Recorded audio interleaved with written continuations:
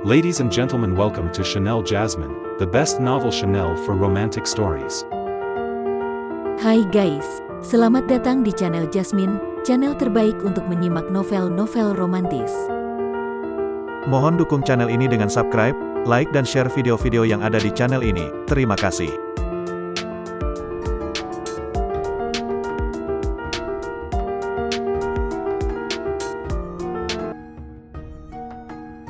Perintah Kaisar Naga bab 4394, 4395, 4396. Ayah, benarkah ada legenda seperti itu? Kenapa aku belum pernah mendengarnya? Su Qingyue bertanya dengan sangat bingung. Dalam beberapa tahun terakhir, legenda ini menjadi kurang umum. Tentu saja kamu belum pernah mendengarnya. Kamu harus tahu bahwa ada banyak master di wilayah timur di masa lalu, dan ada juga banyak kultivator iblis pada saat itu.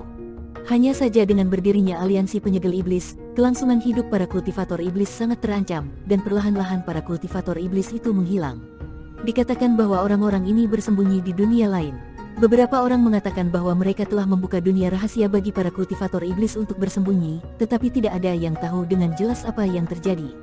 Bagaimanapun, Gunung Geluh sangat berbahaya, jadi sebaiknya kamu tidak pergi ke sana. Zhu Yuanji masih membujuk. Ayah, jika aku tidak pergi ke Gunung Geluh dan mendapatkan rumput otot ilahi, aku akan hidup memakai topeng sepanjang hidupku.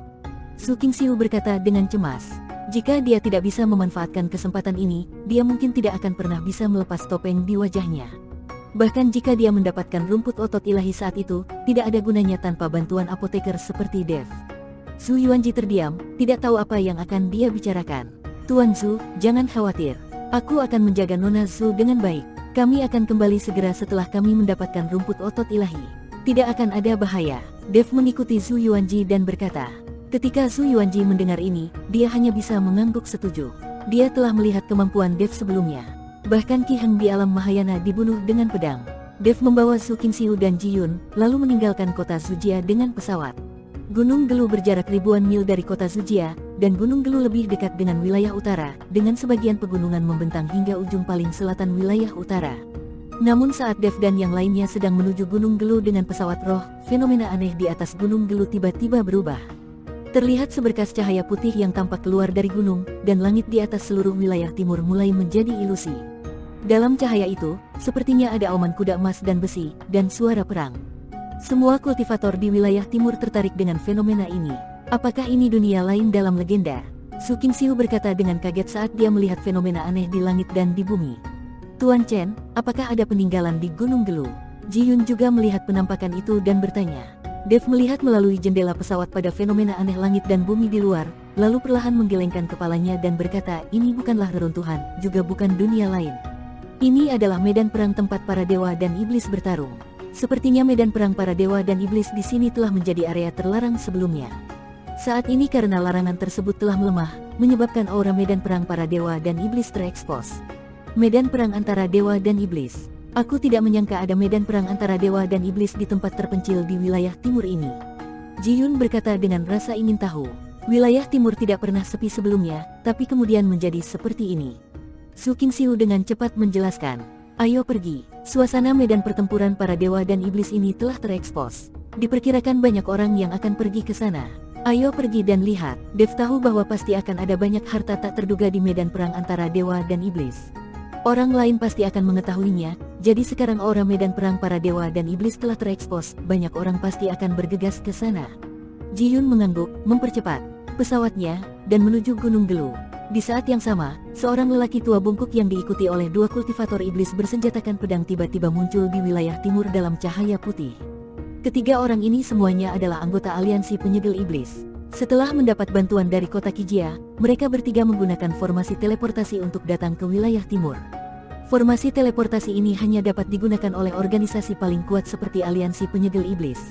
Master Sekte, ini pertama kalinya kita muncul dalam 100 tahun terakhir. Selama kita menangkap Dev kali ini, kita dapat dengan bebas masuk dan keluar dari aliansi penyegel iblis, dan kita tidak akan dipenjara di penjara bawah tanah. Seorang kultivator iblis di belakang lelaki tua bungkuk itu berkata dengan penuh semangat. Tian Luo, Tian Xia, kalian berdua telah mengikutiku selama bertahun-tahun, mengapa kalian masih begitu merindukan dunia luar? Apa yang salah dengan penjara bawah tanah aliansi penyegel iblis? Kita tidak kekurangan sumber daya apapun selama 100 tahun terakhir, dan kita masih bersih. Setelah lelaki tua bungkuk itu selesai berbicara, dia melirik ke arah fenomena langit dan bumi, dan melanjutkan, Tian Luo, pergilah ke tempat fenomena langit dan bumi untuk mencari tahu apa yang terjadi, dan jangan memulai konflik begitu saja. Aku akan membawa Tianxia ke kota Kijia untuk melihat apakah Dev dapat membunuh kultivator Mahayana tingkat pertama dengan satu pedang, kekuatannya pasti tidak kalah denganmu. Kamu tidak boleh gegabah. Meskipun kita sekarang berada di bawah tangan aliansi penyegel iblis, kita bukanlah anjing dari aliansi penyegel iblis. Sebelum melakukan apapun, kita harus memastikan keselamatan kita sendiri. Ingat ajaran patriark. Setelah Tian Luo selesai berbicara, sosoknya menghilang dalam sekejap, menuju tempat di mana langit dan bumi mengalami fenomena aneh. Dan orang tua bungkuk membawa Tianxia ke kota Kijia. Harus dikatakan bahwa lelaki tua bungkuk itu punya otak dalam mengatakan ini. Meskipun orang harus menundukkan kepala di bawah atap, dia dengan jelas telah memposisikan dirinya dan jelas bukan anjing dari aliansi penyegel iblis. Tidak lama setelah Tian Luo menghilang hari itu, Dev duduk di pesawat dan tiba-tiba mengerutkan kening. Ji Yun, hati-hati, ada aura misterius mendekati kita. Saat Dev selesai berbicara, sesosok tubuh telah berhenti di depan pesawat itu. Orang ini memegang pedang berwarna merah darah, dan tubuhnya dikelilingi oleh kabut hitam. Tempat ini jaraknya hampir 10.000 mil dari Gunung Gelu. Kalau dia terbang ke sana pasti menghabiskan banyak sumber daya. Sekarang setelah sebuah pesawat muncul, tentu saja Tian Luo ingin mengambil pesawat itu. Aku tidak menyangka akan ada pesawat roh di wilayah timur yang terpencil ini. Aku ingin menaikinya, bolehkah? Tian Luo memegang pedang panjang dan bertanya dengan keras ke pesawat itu. Ji Yun memandang Dev, dia tidak tahu harus menjawab apa. Bagaimanapun, aura yang keluar dari tubuh Tian Luo membuat orang merasa sedikit ketakutan. Terlebih lagi, Tian Luo ini sekilas terlihat seperti seorang kultivator iblis. Ji Yun tidak mengetahui identitasnya dan tidak berani menjawab dengan mudah. Kapan kultivator iblis tingkat ini muncul di wilayah timur? Tampaknya kultivator iblis ini pasti telah mencapai alam Mahayana tingkat kedua. Su Qingxiu mengerutkan kening dan berkata, dia sekarang telah pulih ke alam Mahayana tingkat pertama. Dia dianggap sebagai master di Sekte 10.000 Pedang pada tingkat ini. Harus diketahui bahwa Sekte 10.000 Pedang memiliki status yang sangat tinggi di seluruh wilayah timur. Jika bukan karena aliansi penyegel iblis, Sekte 10.000 Pedang tidak akan hancur. Tapi sekarang, seorang kultivator iblis dari alam Mahayana tingkat kedua muncul, yang mengejutkan Su Qingxiu. Dev tidak berbicara saat ini. Menghadapi kultivator iblis di depannya, Dev tidak bisa mengetahui identitas orang lain untuk sementara waktu. Meskipun kultivator iblis bukanlah orang jahat, Dev tidak tahu apakah kultivator iblis ini berasal dari aliansi penyegel iblis. Jika itu seseorang dari aliansi penyegel iblis, itu akan merepotkan. Bagaimanapun, aliansi penyegel iblis juga mendukung sejumlah besar kultivator iblis. Sial, apa kamu tidak dengar apa yang aku katakan? Karena kamu tidak perlu minum anggur sebagai hukuman untuk bersulang, jangan salahkan aku karena bersikap kasar. Ketika Tian Luo melihat orang-orang di pesawat itu masih tidak bereaksi, dia langsung menjadi marah. Pedang panjang berwarna merah darah di tangannya menebas ke arah pesawat itu. Menghadapi pedang ini, Ji Yun terkejut dan buru-buru mengendalikan pesawat itu untuk menghindarinya. Ketika Su Qingxiu melihat ini, dia melompat keluar dan langsung menebaskan pedang panjang di tangannya. Boom! Kedua cahaya pedang itu tiba-tiba bertabrakan, dan tubuh Su Qingxiu langsung terlempar. Ketika Tian Luo melihat ini, ekspresinya sedikit berubah, seseorang dari Sekte 10.000 Pedang. Su Qingxiu menstabilkan sosoknya, memelototi Tian Luo dan berkata, karena kamu tahu bahwa aku adalah anggota Sekte 10.000 Pedang, cepatlah pergi dari sini, jika tidak, kamu akan mati tanpa tempat pemakaman. Su Qingxiu ingin menggunakan Sekte 10.000 Pedang untuk menakut-nakuti pihak lain. Karena pihak lain tahu bahwa dia adalah murid Sekte 10.000 Pedang, dia pasti tahu betapa kuatnya Sekte 10.000 Pedang.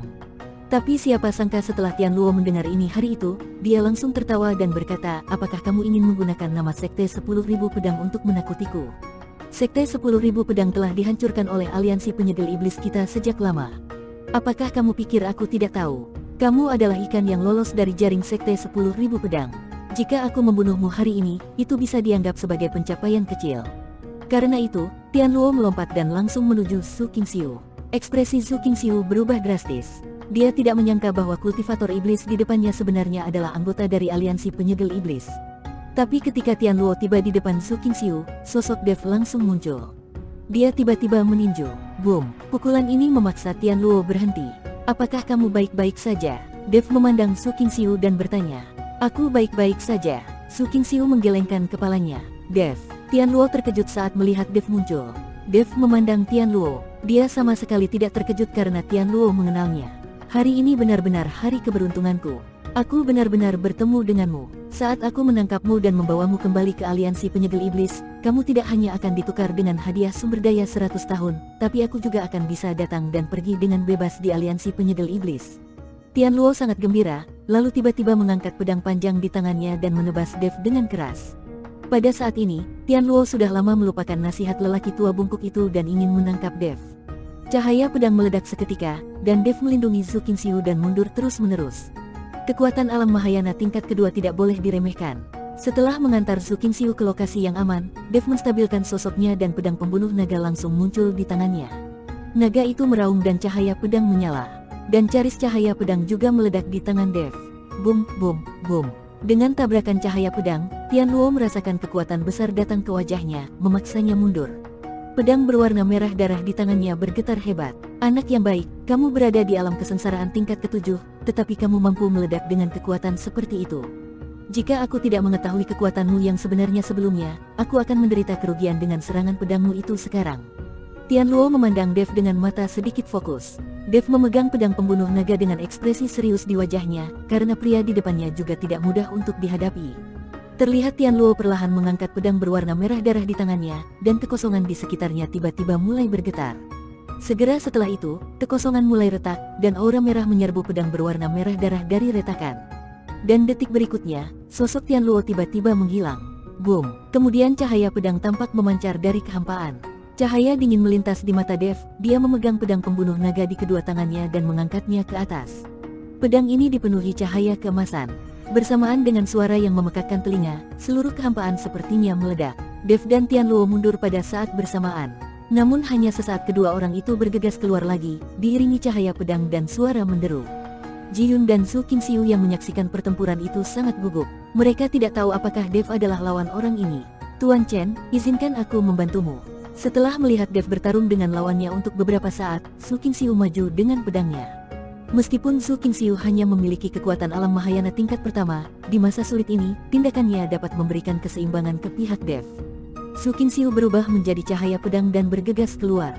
Ketika Ji Yun melihat ini, dia juga melompat, berencana bertarung 3 lawan 1. Tian Luo terpaksa mundur. Melihat Dev dan yang lainnya, dia kalah jumlah, dia sama sekali bukan tandingannya. Dia hanya bisa tiba-tiba mengayunkan cahaya pedang, dan kemudian seluruh orang itu menghilang ke dalam kehampaan dalam sekejap. Zhu Qingxiu ingin mengejar, tapi dihentikan oleh Dev. Berhentilah mengejar, ayo cepat ke Gunung Delu.